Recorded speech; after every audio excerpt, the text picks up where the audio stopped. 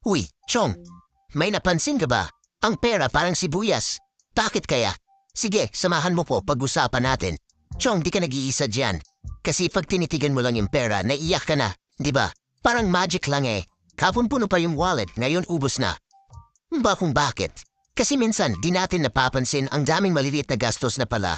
Yung tipong kape-kape lang, milk tea, grab food. Baka mamaya wala ka ng pangrenta. Pero Chong, may pag-asa pa.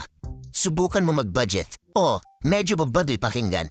Pero totoo yung kasabihan na mas mabuti ng handa kaysa magsisi. Hindi ko lang alam kung sino nagsabi nun, pero matalino di ba?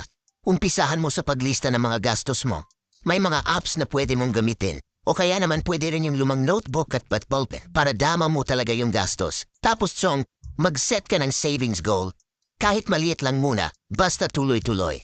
Kapag natuto kang mag-ipon, hindi ka nahiyak tuwing payday. Pangako yan, kaya